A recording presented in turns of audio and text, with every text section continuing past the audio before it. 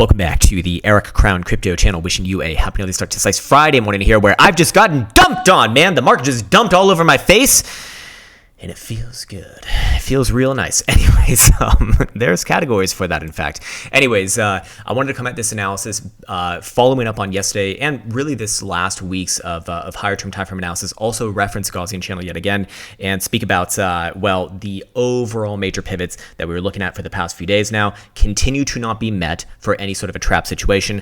Thus, probabilistically speaking, downside continues to be more likely. So we've seen this happen now many a days. And once again, Thursday is the major dump off day, which, as I've been saying for the past month or so now, coming from my studies, I almost said due to my studies, but it's not due to my studies, it's coming from my studies. For the past 4 to 5 months now, Thursday, for whatever reason, I have no explanation for this, it's seen the most down days in Bitcoin, followed by, and this was quite a surprise to myself, followed by, not that closely, I should say, but followed by enough, Sunday, which was kind of strange. Anyways, yes, so because it is Friday, we actually do have an event which I want to start the analysis off on this on this particular leg on the Crown Chain application on the events tab, yet which, yes, is indicating that non-farm payrolls are later today. Sometime around U.S. market morning. So do be aware of that. You can always set alerts over here for such things as well. And I suspect that now would be a good time to get into the actual analysis itself. So let me go back to the normal view so we can get the full-on chart. There we go. Beautiful. And yes, so let's start it off right on over here with the daily HPDR indicators. We were looking at, over the past few days, the 22,200-ish region on a daily closing basis as risk to the downside, perhaps all the way down to the 80% of historic returns range lows, which is actually where Bitcoin did get on that wick low right there. With that said, that's again one of the reasons why, as long as that condition was met, as long as Bitcoin was below this region, risk and variance to the downside. That was, of course, hand in hand with the daily stochastic oscillator condition that we were looking at over here, that as long as this pointed to the downside, risk remains to the downside. And now the new pivot is going to be 20,450. So that does imply, and I want to be very, very clear about this because I think there's been maybe some misunderstandings about this, just kind of like perusing the comments, although the strong majority of people do seem to get this, which is good. So maybe I'm just kind of talking to air right now, But in this case, any sort of a bounce that fails to, on a daily closing basis, get back above this pivot now, 20,450, well, it's just that, a bounce before, likely continuation to the downside, or at least risk would still remain down there. Just like yesterday when the pivot was 22,950 on a daily closing basis, as long as Bitcoin's below there, downside more likely, down perhaps as low to this target right here, which we got in just one nasty Thursday, man. One nasty Thursday. Anyway, so not only is Bitcoin hitting this major area right here, 20,200 or so, which is a major level on the daily HPDR indicator, but it is also hitting the bottom side of the 5-day Gaussian channel after getting rejected at the mean band throughout pretty much all of the mid to end of February, fully confirmed in early March right here. So again, this is kind of how I look at these things working hand in hand with each other, and how and how it's kind of getting these areas based off of a rejection within these regions, and then marching it down with the HPDR indicator and then the daily stochastic oscillator. So now that we've gotten through that, in the very, very short term here, is Bitcoin more likely to bounce than not? Well, for this case, we do have to go down, perhaps all the way down to an hourly time frame. And there are a few things potentially of interest if we can actually get this one to load, which it won't right now because there's literally too many damn calculations going on. So let me just go to a different time frame, and then let's try to reload this, and it might work. Hopefully it will work. If not, I can just refresh, and that should do the trick. But this indicator is doing like calculations on 20,000 bars, so it takes its time. We are limited, obviously, by what TradingView does allow for. And from what I understand, PineScript, which our code is code in, not the best, man. It's not the fucking best. Not the most optimal. I don't know why TradingView uses it, but still fucking loading. Hey, there we go. Hey, we got it. This is good. We got it.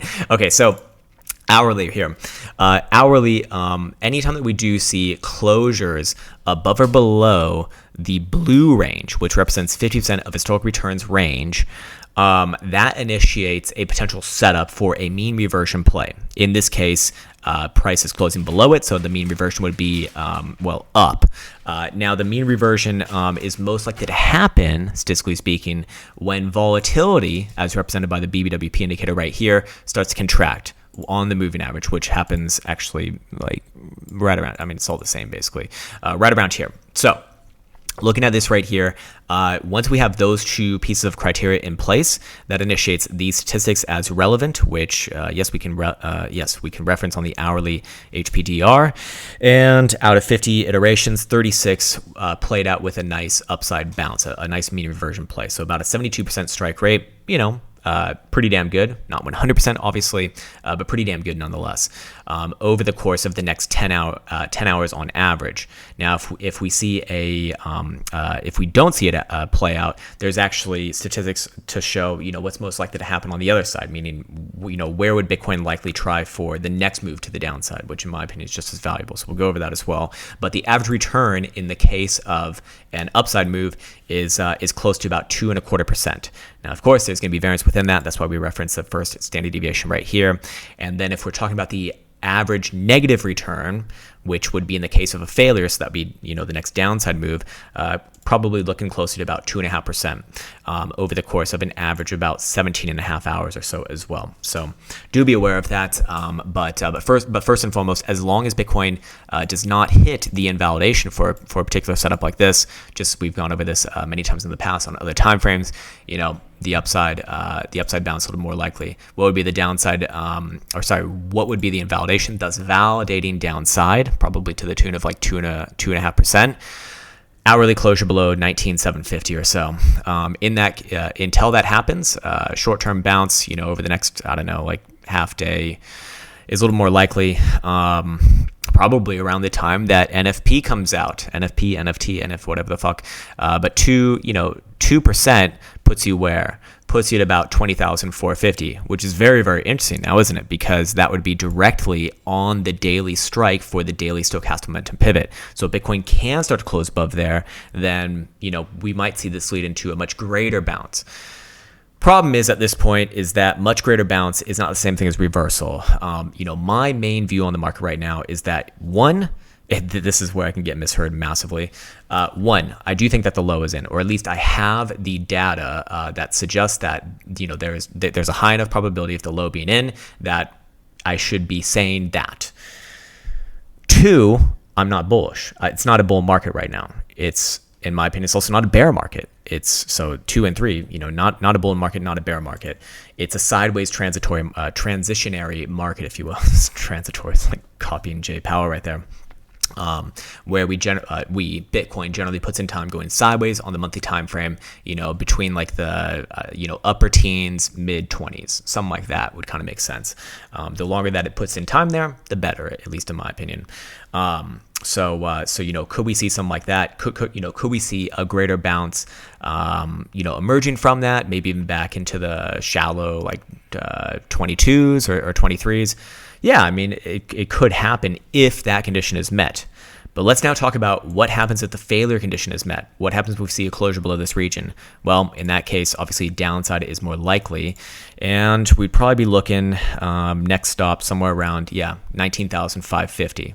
And probably try for a short-term bounce as well there. And we can play the game yet again. I think that's also aligned with the 4-hour range lows. Yeah, we're talking about the 4-hour 95 of historical returns range lows at that point. These are like high probability areas for bounces. Hourly, but Bitcoin has already wicked down to the 95% of range lows right there. So again, these are extremes. And I want to speak towards a tweet that I put out this morning as well. When you see extreme news headlines come out, so in this case, like Silvergate Bank, and there's a bank run going on, and so on and so forth. I don't even know all of them, to be honest with you. But when you see these sort of extreme headlines, similar to the FTX situation as well, you're usually within like 2 to 4 weeks of the actual low. So time-wise, pretty damn close. Price-wise, That's a different thing. That's a different thing. Although usually going to be, reasonably close as well. So yeah, I do want to come back at things at that as well, because as Bitcoin goes, and stays below these $20,000 numbers, I'm sure first I'm going to get a lot of shit from people, because people are going to be like, hey, what the fuck, man? You said the low's in. I do think the low's in, and the low is in still. I mean, the low is 15,500 thus far. Bitcoin's currently trading at, in the upper 19s. Do I think it come down further? Yeah, absolutely. Definitely possible. But at the end of the day, just because the low is in does not mean that things just go straight up in a line. What happens when you drop a rock from like super high up? It doesn't bounce immediately. It kind of like stays there, right? Kind of stays there. Anyways, okay, so we are 10 minutes into this video. I'm probably overstaying my welcome at this point. I did want to go over short-term time frame stochastic momentum. Or first I should go over this as well. The daily pivot, if it is met, it does initiate the same statistics as we've been speaking about before, but just like the last few days, and again, I have to be careful here because I can be misheard. If the pivot is not met on a daily closing basis, it's not like the bounce is not the thing to be looking for, fucking obviously. But in this case, out of the last 3 years, going back to 2019, we tested this data, and in 10 out of 14 iterations where we saw the daily stochastic oscillator go below, oh, nice. Okay, good job, bot. Go below. Hey, good job. There we go. Go below the 15 read or around the 15 read, and then turn up, has led towards a higher probability of, a decent sized bounce, about 71.5% strike rate in this case, for an average return somewhere between like 10.5% all the way up to maybe even as much as 25% for the first standard deviation. The average return itself like 17.5, obviously in between there. So yeah, that would obviously be indicative of a greater bounce emerging if that condition is met. Until then, however, again, it's not viable, just as it has been for the, this whole way down, basically. Anyways, if we go down to the lower term time frame stochastic momentum, let's see what we have going on right here. Hourly, again, in extremes, going to be crossing up on the next closure above 19,940. If it does close above there. 4-hour time frame, also in extremes, with extreme volatility. Will cross to the upside of Bitcoin, close above 20,100 or so. 6-hour time frame will cross the upside above 20,150. Again, extreme volatility reads over here as well. 12-hour time frame will also cross above 20,300. Again, in extremes here as well. And then the daily we already went over. So you can kind of see that it really wouldn't take too much to get Bitcoin in a bounce here. And if you start to see, all of those conditions being fulfilled one by one into the daily, yeah, things probably do try for a nice, a nice mean reversion play here. Probably test at least somewhere around like low 21s, and maybe at best, maybe like upper 22s, low 23s. That probably sounds crazy right now. But again, it's one thing before the next. I would probably go on the lesser side. I would err on the lower side of that general range. Anyways, that is enough for today. I forgot to talk about our major promotion going on, because you can actually get the crown trading premium features for free, meaning that you get the Jewel Light for free if you do these things. Basically, just follow the instructions in the description below. But I'll explain it really, really quickly. So first, you need to sign up with a new account on Bybit using the link in the description below. Like, it must be that one. It must be a new account. That also means you could create a new account if you already have one there to obtain this promotion. All good. And yes, they have like verified that. Then if you go into the Crown Train application and subscribe to the Crown Premium, then during that process, you'll be prompted to put your Bybit user ID into your account. And once you've done that, Bybit will essentially like verify that you've done everything, and they will award you the equivalent of the first 30 days, the first period of the premium fees into your Bybit account. So you get the first month for free. You get to use the Jewel Light and all that good stuff, and newsletters and market data and trading journals and all that good stuff. Plus, you even get the 0% maker fees on derivative contract orders, which is like really, really cool, at least in my opinion, because I don't see really too many other exchanges doing such things. Other than that, I want to be wishing you the best as always. Take care, much love, and see you hopefully soon.